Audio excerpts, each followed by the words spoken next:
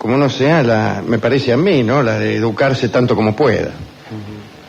Pero yo no sé si alguien puede aconsejarlo en el sentido de tomar sus textos y decirle, vea, ¿por qué no pone primero el sujeto, después el verbo y después el predicado?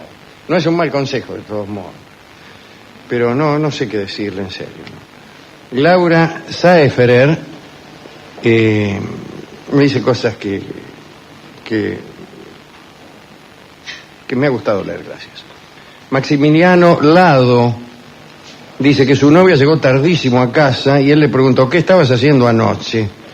Y mientras se acomodaba la blusa, dijo, escuchando a Dolina hasta las 10 de la mañana. Bueno, y él dice, ¿por qué no avisamos que el programa es a las 10 de la mañana? Bueno, no sabemos. No. Bueno, aquí Claudio del Longo se alegra porque vamos a ir a Rosario, hace algunas consideraciones acerca del lugar donde parece que vamos a estar, que sería el anfiteatro municipal Humberto de Nitto, que no está lejos del monumento a la bandera, pero no lo sé realmente. Hoy me he enterado de que hay un festival y que nosotros estaríamos en el marco de ese festival. Mañana tenemos una reunión con la gente de Rosario y esperamos entonces que de ella surjan unos datos que sean interesantes para nuestros oyentes de Rosario y que además sean de tal naturaleza que podamos nosotros confirmar nuestra actuación allí. Del mismo modo, me escribe de Rosario Fabio, el amigo Fabio Piatti, y que dice después de otras consideraciones lo siguiente: decir Helena de Troya es casi como decir milanesa napolitana. Lo menciono por el oxímoron del gentilicio. En realidad no es exactamente Sí, es un oxímoron, porque los troyanos no eran helenos. Pero lo felicito por el buen oído que presupone el oír Helena y en pensar en el gentilicio de los griegos. Alguien pregunta a veces para qué sirve una H. Bueno, sirve para eso, para darnos cuenta de que estamos ante un gentilicio. Bien, atención las personas que coleccionan falsos mesías, porque hoy tenemos uno. Usted sabe que cada tanto engrosamos los catálogos de las personas que tienen este tipo de colección. Vamos a ver qué pasó con un señor llamado Tangelme de Amberes, allá por el siglo XII. Tangelme era un monje extraordinariamente versado en asuntos teológicos y dotado de una elocuencia poco común. Allá por el año 1110 le ordenaron que abandonara la diócesis de Utrecht para dirigirse al condado de Flandes. Allí Tangelme se ganó el favor del conde Rodolfo II, que lo mandó como embajador a la Santa Sede. Su misión consistía en persuadir al Papa de que dividiera la diócesis de Utrecht. El problema era simple: el conde Rodolfo temía la hegemonía del emperador alemán y la diócesis de Utrecht se encontraba precisamente bajo la férula germánica. Si obtenía la división de aquella diócesis, Tangelme podría debilitar al adversario de su jefe. Pero la misión de Tangelme fue un fracaso. No consiguió convencer al Papa de ninguna cosa y por ese motivo perdió el favor de Rodolfo, su protector. Algunos dicen que ese fracaso influyó en la conducta posterior de Tangelme. ¿Qué sabemos? Aseguran muchos cronistas que se volvió loco, La cuestión fue que de diplomático serio pasó a ser un predicador itinerante con características más bien pintorescas.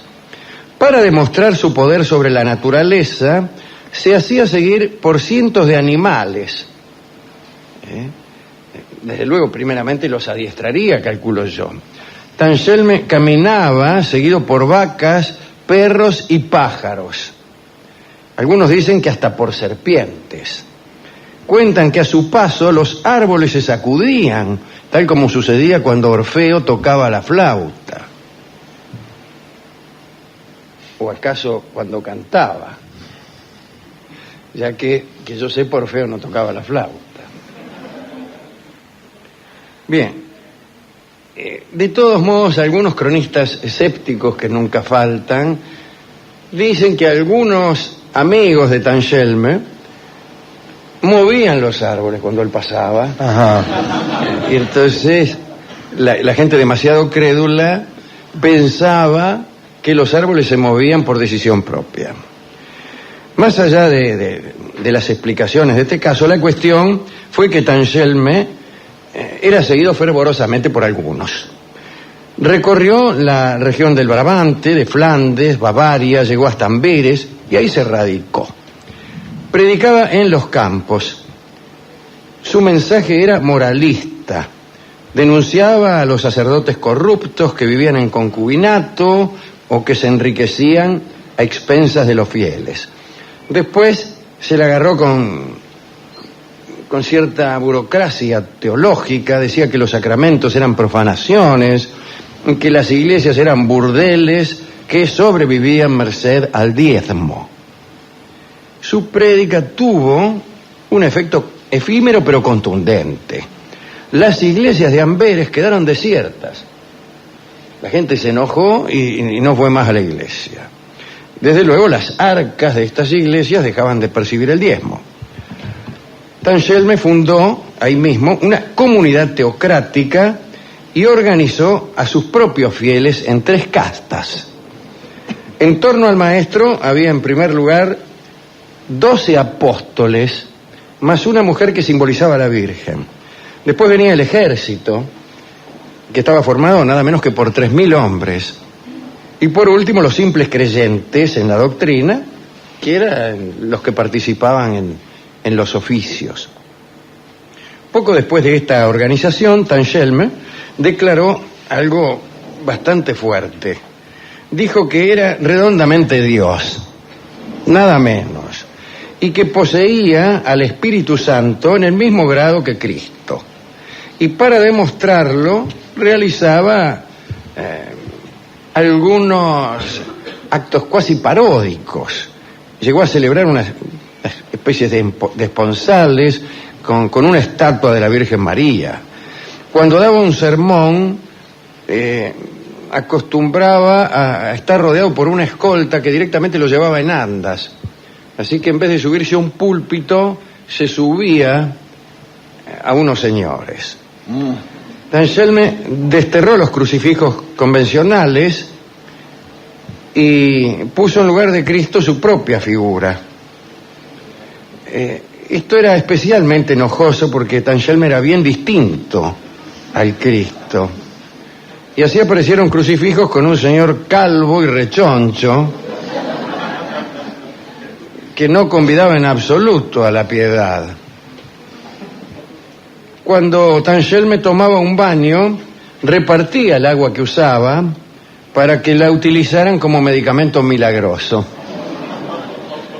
Los partidarios de Tangelme eran invitados a donar todos sus bienes al propio Tangelme. Y así lo hicieron, así que el hombre se enriqueció muchísimo. Pero empezó a olvidar los preceptos del monacato, por lo menos. Vivía muy lujosamente, estaba rodeado de una guardia pretoriana, andaba siempre en banquetes más bien orgiásticos, y cuando alguien se acercaba a él sin ser anunciado, lo hacía matar. En una oportunidad creyó conveniente que su séquito se reprodujera, es decir, que nacieran niños que perpetuaran esta secta. Y entonces ordenó un encuentro marital, general, colectivo, obligatorio y orgiástico, desde luego, para provocar el embarazo simultáneo de todas las mujeres del grupo. Los que no estaban casados fueron unidos, aunque sea efímeramente, para aquella noche. Y parece que la velada fue un éxito. Buena parte de las damas de la secta quedaron embarazadas. Pero vino a suceder que los niños que habrían de nacer no tendrían ya a quién seguir, porque cuando el poder de Tangelme de Amberes fue demasiado para las autoridades clericales, se envió directamente a un sicario para que lo matara. Así, en el año 1115, un hombre enviado por Enrique V de la dinastía Salia del Sacro Imperio Romano Germánico, pues entró en las filas de la custodia de Tangelme y lo mató. Como sucede en muchas ocasiones, la caída del líder debilitó la secta. Máxime sucedió esto porque el líder decía ser Dios mismo. Así que resultaba un poco contradictorio que Dios mismo fuera engañado por tanta facilidad por un hombre de Enrique V. Pero las autoridades de la Iglesia evitaron hasta el recuerdo, porque hicieron desaparecer todos los objetos que pertenecían a Tangelme. Así que cuando estos chicos que nacieron de aquella noche orgiástica tenían 7 u 8 años, ya nadie se acordaba de Tangelme. Este es el otro falso Mesías que tenemos para nuestro catálogo. Le juego a ver qué cosa nos sorprendió más. A ver si adivina. Este siempre le sorprende lo mismo. Las cosas raras. No, la verdad no. No, a mí tampoco me sorprendió nada, mire, a estas alturas. No, lo curioso es que juntara el agüita del baño para venderla como agua milagrosa, no dice si fallaba el agua. Es que no todos tienen un espíritu tan empírico como el suyo, Rolón. Es cierto eso. Es verdad. A la gente le basta con que usted diga que el agua es milagrosa. No es que va a agarrar el agua y compruébelo. Y va a empezar a rociar el universo a ver qué milagro ocurre. Sí. No es. La gente no hace como usted, Rolón. Bueno, a mí me gusta constatar, por Ni eso. como yo, desde luego. Usted más que yo todavía. No, sí, yo más que usted. Bueno, pero usted sabe que justamente quiero dedicar un poco esta charla a aquellos que tomaron el agüita esa, que estaban perjudicados y le llevaron el agüita producto del baño de este muchacho. Después de la enjuagada de Después de la Tangelme. enjuagadita. Y aquellos que se la tomaron y a los que no les hizo efecto, porque a lo mejor algunos afortunados por casualidad, por la misma fe que ellos acreditaban. Claro. Algo ya ligado. se sabe que si uno tiene fe las cosas suceden, Rolón, ¿o no? Sí, no siempre. No. Sí, Rolón. No. Claro. Creer es igual a recibir. A mí me dijeron que sí, que si yo deseaba mucho una cosa, esta cosa iba a suceder. Lo engañaron, Dolina. Sí, me engañaron. Nunca deseó mucho usted una cosa y no sucedió nunca. Esa es mi Jamás. vida. No hago más que desear todo el tiempo una cosa que nunca sucede. Claro. Bueno, pero lo que pasa es que esa gente le dirá, lo que pasa es que vos decías mal, no sabés desear. ¿Cómo? Claro, porque no veo que esos libros dicen siempre que... ¿Qué libro? Hay libros que dicen esas cosas. Por ejemplo, la primera vez que escucho una cosa semejante. Yo también. Vamos a desear mal. Claro, por ejemplo, estoy recordando Ilusiones. ¿Se acuerda de ese libro de Bach? No. Que decía que cuando uno tiene un deseo muy fuerte siempre se A le mí cumple. el Bach que me gusta es Johann Sebastian. Sí, a mí también. Bueno. Lo que pasa decía que mucha gente no sabe desear, que ese era el problema. Claro. Entonces, si uno deseaba bien, se le cumplía, decía. Claro. Y que Esa todos trampa. deseaban mal, por eso no se le cumplía. Claro. Sí. Bueno, retírese. Se Rolón. tómese el vaso de agua esta, Rolón. A ver. Agua de... No, la otra cosa es que después Miravalle. le dicen a uno que uno ha contraído cierta locura conforme a la cual solo desea lo que no sucede. Que primero viene el insuceso y después el deseo, que es hijo del no cumplimiento. Esa es otra falsedad, déjenme de bromar. Y usted sabe que no es así.